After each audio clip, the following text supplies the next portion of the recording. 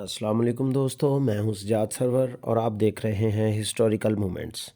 ہم بات کر رہے تھے سلطان محمود غزنوی کے بارے میں کہ سلطان محمود غزنوی اپنی مداح میں فردوسی کا شاہ نامہ لکھوانا چاہتا تھا۔ غیر جانبدار مورخوں نے اس واقعے کی تردید کی ہے۔ تحقیق سے ثابت ہوا ہے کہ یہ واقعہ من گھڑت ہے۔ سلطان محمود کو اپنی مداح میں شاہ نامہ لکھوانے کی فرصت اور ہوش ہی نہیں تھا۔ اس کی عمر ہندوستان میں موجود ہندوؤں کے خلاف اور اپنے ہاں اقتدار پرست غداروں اور ایمان فروشوں کے خلاف لڑتے گزر گئی۔ ایک اور روایت یہ بھی ہے کہ سلطان محمود چاہتا تھا کہ ایسا شاہ نامہ لکھا جائے جو رسول اکرم صلی اللہ علیہ وآلہ وسلم سے شروع ہو اور آخر میں سلطان محمود کا ذکر اس طرح آئے کہ اس نے رسول اللہ صلی اللہ علیہ وآلہ وسلم کا پیغام کفرستان تک پہنچایا، اور سلطان کا ذکر رسول اللہ صلی اللہ علیہ وآلہ وسلم کے غلام کی حیثیت سے آئے۔ لیکن فردوسی نے جو شاہ نامہ لکھا وہ شہنشاہوں اور سلطانوں کی مدح سرائی کے سوا کچھ بھی نہیں تھا۔ چنانچہ سلطان محمود نے اس شاہ نامہ کو قبول نہ کیا۔ بہرحال یہ ثابت ہو چکا ہے کہ فردوسی کے شاہ نامہ کا واقعہ سلطان محمود کو رسوا کرنے کے لیے گھڑا گیا تھا۔ سلطان محمود کے متعلق مختلف مورخوں اور تاریخ دانوں نے جو کچھ کہا ہے وہ اختصار سے پیش کیا جاتا ہے۔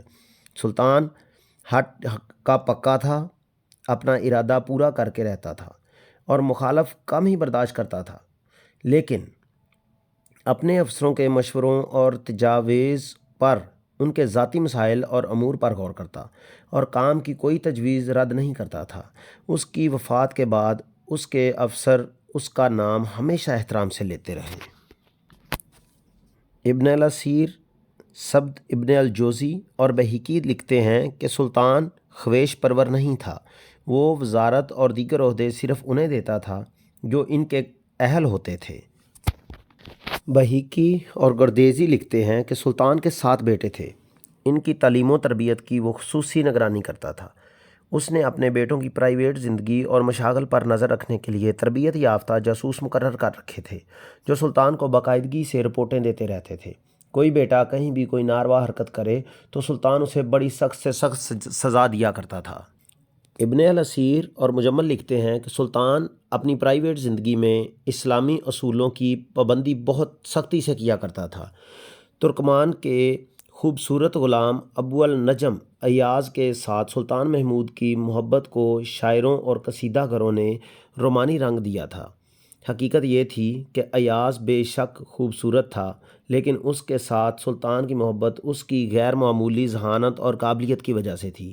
ایاز کی قابلیت اور فرض شناسی سے متاثر ہو کر سلطان نے اسے ایک صوبے کا گورنر مقرر کیا تھا۔ سلطان جتنا دانشمند تھا اتنا ہی بہادر تھا۔ میدان جنگ میں جہاں دشمن کا دباؤ زیادہ ہوتا وہاں سلطان خود آگے ہو کر حملہ کرتا تھا۔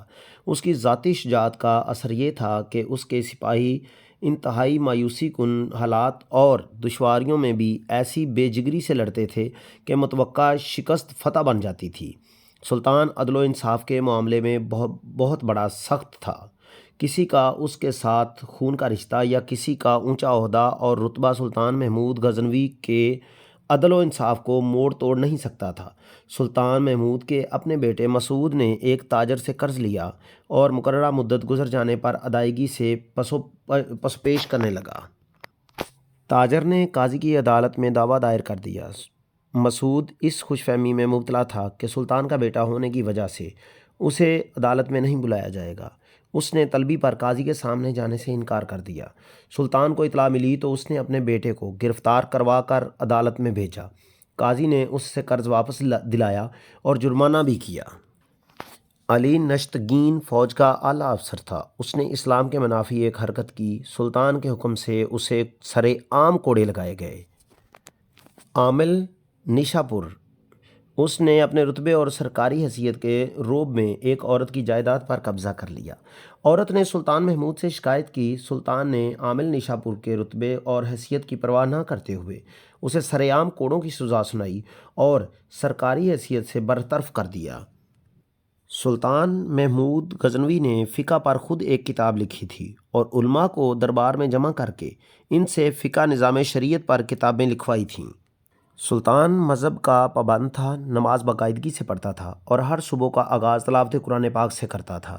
رمضان کے مہینے میں اپنی جائید کی مالیت اور نقد رقم پر 2.5% زکوٰۃ ادا کیا کرتا تھا۔ زکوٰۃ کی رقم اتنی زیادہ ہوتی تھی کہ کسی علاقے میں زلزلے اور سیلاب وغیرہ سے تباہی آ جائے تو زکوٰۃ کی یہ رقم متاثرہ علاقے کی امداد اور آباد کاری کے لیے کافی ہو جاتی تھی۔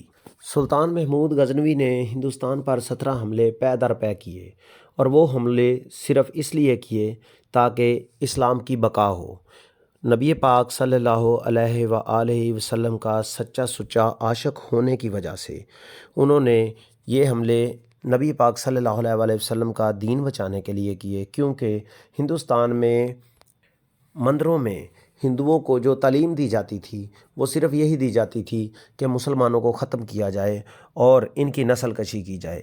آج بھی غزہ میں ہمارے مسلمان بھائیوں کے ساتھ بہت ظلم و زیادتی ہو رہی ہے۔ اللہ پاک ادھر بھی کوئی محمود غزنوی بھیجے، اللہ پاک ان کی خیر و عافیت فرمائے اور ان پر اپنا خاص کرم فرمائے۔ دوستو، آج کے لیے اتنا ہی۔ اللہ نگہبان۔